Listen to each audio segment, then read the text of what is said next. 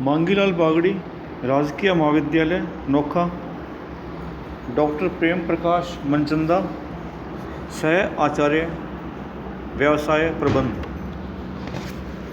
BCom part second, प्रथम प्रश्न पत्र, कंपनी विधि, कंपनी लॉ। प्रिय विद्यार्थियों, आज हम अध्ययन करेंगे, नया टॉपिक है क्रय विवरण, प्रोस्पेक्टस।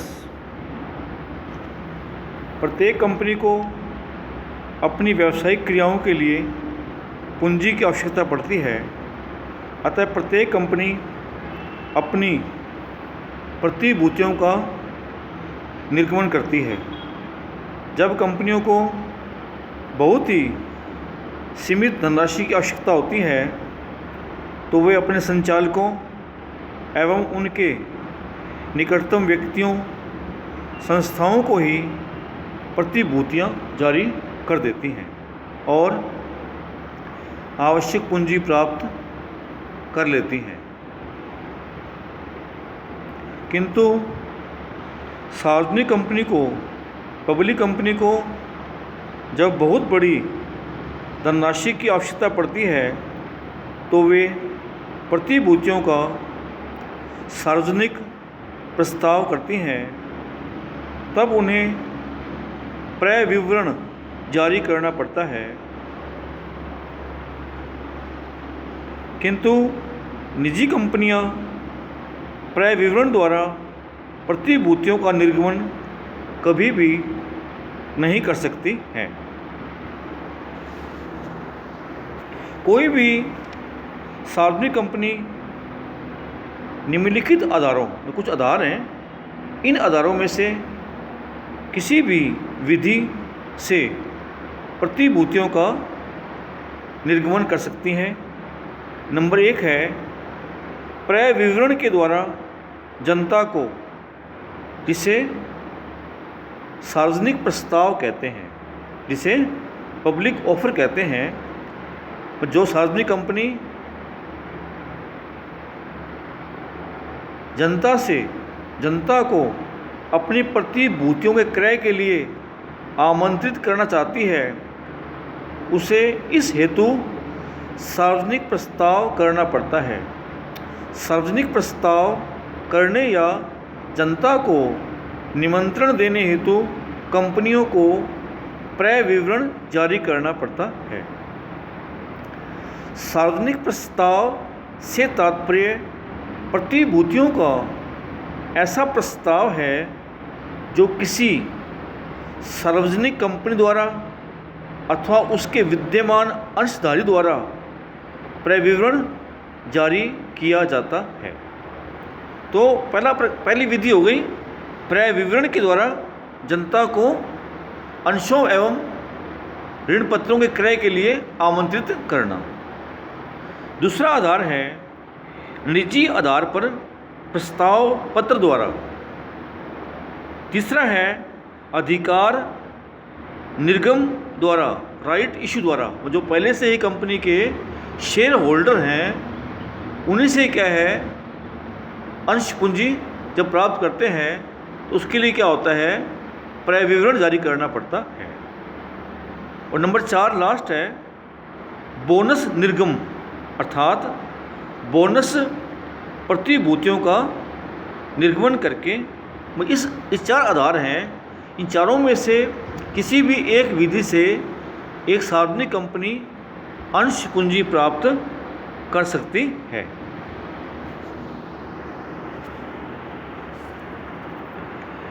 इसके लिए क्या होता है, जब कोई सार्वजनिक कंपनी जनता से अंश पूंजी प्राप्त करना चाहती है, उसके लिए क्या होता है, किसी मान्यता प्राप्त स्टॉक एक्सचेंज पर, स्कंद विनिमय केंद्र पर सूचीबद्ध कंपनियां अथवा सूचीबद्ध कराने का इरादा रखने वाली कंपनियां ही क्रय विवरण के द्वारा प्रतिभूतियों का निर्गमन कर सकती है। ऐसी प्रतिभूतियों को प्रतिभूति एवं एक्सचेंज बोर्ड ऑफ इंडिया अधिनियम सेबी एक्ट 1992 अर्थात सेबी अधिनियम 1992 तथा इसके अधीन बनाए गए नियमों एवं विनियमों का पालन करना पड़ता है।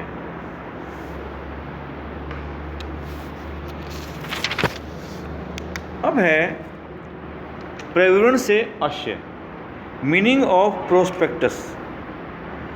तो भारतीय कंपनी अधिनियम की धारा 2 सब सेक्शन 70 के अनुसार प्रविवरण से आशय एक ऐसे प्रपत्र से है जिसे प्रविवरण की तरह से वर्णित अथवा निर्गमित किया गया है, जिसमें मायावी प्रविवरण अथवा सेल्फ प्रविवरण अथवा किसी भी प्रकार का सूचना पत्र, नोटिस, परिपत्र, विज्ञापन या अन्य प्रपत्र सम्मिलित हैं जो किसी समावेशित संस्था की प्रतिभूतियों के अभिदान या ऋण पत्रों के क्रय के लिए जनता से प्रस्ताव आमंत्रित करता है। इस प्रकार हम कह सकते हैं कि प्रविवरण कोई भी एक ऐसा प्रलेख है जिसे प्रविवरण की तरह जारी किया गया है, जो किसी कंपनी अथवा समावेशित संस्था की प्रतिभूतियों के अभिदान या उनके अंशों एवं ऋण पत्रों के क्रय के लिए जनता को आमंत्रित करता है। तो इसे कहते हैं अपने प्रविवरण। तो प्रविवरण का रूप कैसे कोई भी हो सकता है। प्रविवरण एक सूचना पत्र के रूप में, एक परिपत्र के रूप में, एक विज्ञापन के रूप में अथवा अन्य प्रपत्र के रूप में भी हो सकता है।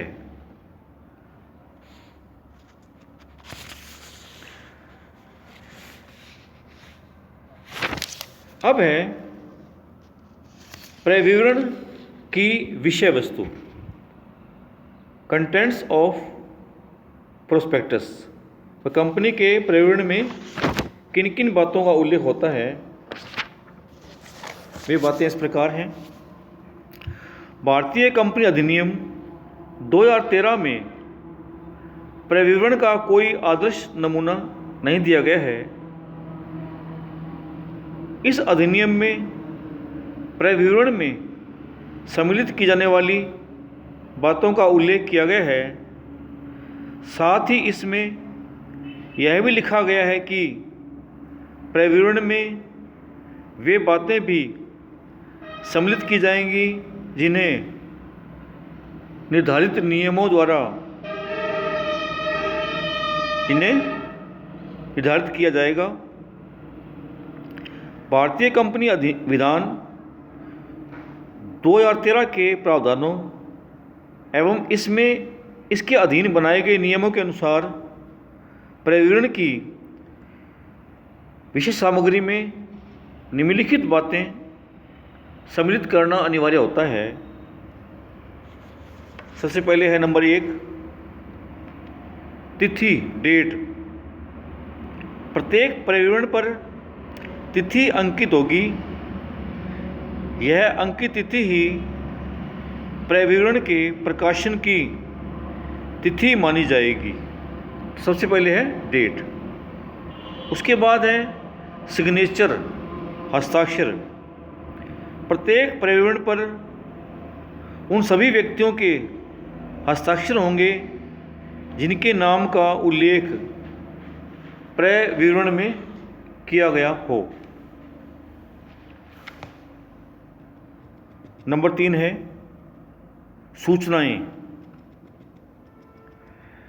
प्रत्येक कंपनी के प्रविवरण में अनेक प्रकार की सूचनाएं होंगी, जैसे नंबर 1 कंपनी का नाम, कंपनी के पंजीकृत कार्यालय का पता, कंपनी सचिव, मुख्य वित्तीय अधिकारी, अंकेक्षकों, विधि परामर्शदाताओं, बैंकों,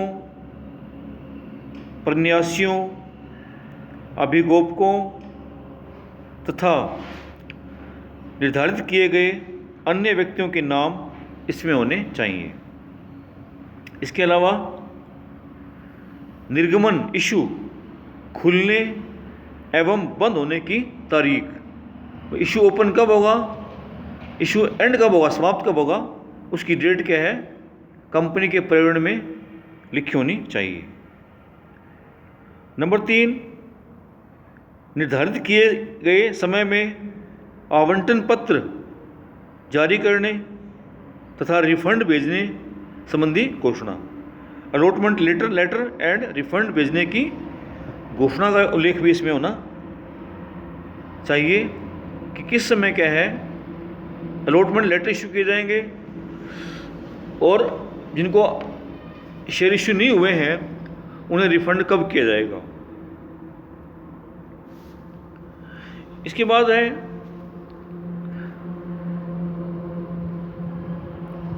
एमसीए द्वारा घोषित नियमों के द्वारा यह निर्धारित किया गया है कि कंपनी के संचालक मंडल या संचालक मंडल की अधिकृत समिति द्वारा एक घोषणा की जाएगी।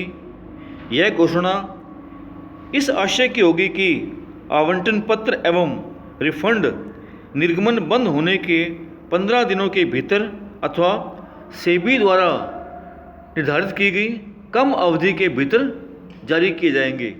अन्यथा स्थिति में देरी की अवधि के लिए 15% ब्याज सहित संपूर्ण राशि लौटानी पड़ेगी। इसके अलावा अन्य सूचना में अधिसूचित अर्थात अनुसूचित बैंकों में पृथक बैंक खाते के संबंध में विवरण, और बैंक अकाउंट कंपनी क्या होगा जिसमें जनता क्या है अंश क्रय के लिए आवेदन करेगी, वो राशि कहाँ ट्रांसफ़र की जाएगी। इसके अलावा निर्गम के अभिगोपन का विवरण, जो अभिगोपक है ना, कौन होते हैं अभिगोपक?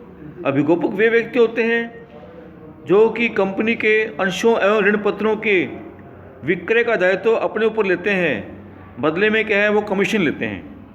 तो इस पर्यावरण पत्र में अभिगोपकों के नाम, पते, टेलीफोन नंबर, फैक्स नंबर तथा ईमेल के पते तथा उनके द्वारा अभिगोपित राशि का उल्लेख किया जाएगा। इसके अलावा अन्य सूचना में संचालकों, अंकेक्षकों, निर्गम बैंकों, विशेषज्ञों तथा अन्य निर्धारित किए गए व्यक्तियों की सहमति इसमें होनी चाहिए। इसके अलावा निर्गम हेतु अधिकार तथा इस हेतु पारित संकल्प। इसके बाद प्रतिभूतियों के आवंटन एवं निर्गमन की प्रक्रिया एवं समय सारणी का उल्लेख भी इसमें होना चाहिए। इसके अलावा कंपनी के मुख्य उद्देश्य एवं कंपनी का वर्तमान व्यवसाय तथा इसका स्थान, परियोजना के क्रियान्वयन की समय सारणी। इसके अलावा न्यूनतम अभिदान संबंधी उल्लेख, संचालकों का विवरण, प्रवर्तकों के अंशदान के स्रोत के संबंध में निर्धारित की गई रीति से स्पष्टीकरण, प्रकटीकरण, ये होगी अन्य सूचनाएं। अब चौथा पॉइंट है परियोजना का विवरण।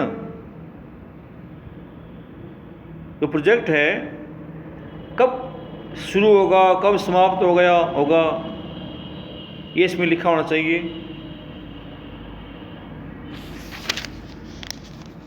इसके बाद पांचवी बात है परिवादों या मुकदमों का विवरण। प्रविवरण में परिवादों या कानूनी कार्यवाहियों का विवरण भी इसमें दिया जाएगा। छठी बात प्रतिवेदन। प्रतिवेदन में क्या आएगा? अंकेक्षकों का प्रतिवेदन, लाभ हानि खाते, संपत्तियां, दायित्व के संबंध में अंकेक्षकों का प्रतिवेदन इसमें होना चाहिए। पिछले 5 वर्षों के लाभ हानि खाते, कितना डिविडेंड दिया, ये सब बातें क्या है इसमें लिखी होनी चाहिए। उसके बाद है घोषणा। प्रतिवेदन में एक घोषणा इस आशय की भी सम्मिलित की जाएगी कि प्रतिवेदन को तैयार करने में कंपनी अधिनियम के प्रावधानों का पालन कर लिया गया है। इसके अतिरिक्त एक कथन इस आशय का भी होगा कि प्रतिवेदन में कोई भी बात इस अधिनियम के प्रतिभूति अनुबंध अधिनियम 1956 तथा सेबी अधिनियम 1992 के प्रावधानों अथवा इसके अधीन बनाए गए नियमों विनियमों के प्रतिकूल नहीं है। इस आशय की घोषणा भी क्या है? प्रतिवेदन को तैयार करने में ये भी लिखनी पड़ती है। तो ये हो गया प्रतिवेदन में शामिल की जाने वाली मुख्य बातें। कुछ अन्य विषय वस्तु भी है, जैसे निर्गम गृह इशू हाउस द्वारा विक्रय हेतु प्रस्ताव की अतिरिक्त विषय वस्तु। दूसरी बात है प्रतिवेदन के मुख्य पृष्ठ पर लिखी जाने वाली विषय वस्तु। नंबर 3 है काल्पनिक नाम से प्रतिभूतियां प्राप्त करने के परिणाम संबंधी प्रावधानों का प्रकाशन इसमें होना चाहिए। तो ये सब बातें क्या हैं? कंपनी के प्रतिवेदन में लिखी होनी चाहिए। जनता इन्हीं प्रतिवेदन पत्र को देखकर, पढ़कर, समझकर क्या है कंपनी के अंशों एवं ऋण पत्रों के क्रय के लिए अभिदान के लिए आवेदन करती है। तो ये हुआ कंपनी का प्रतिवेदन और उसकी विषय सामग्री। Thank you very much.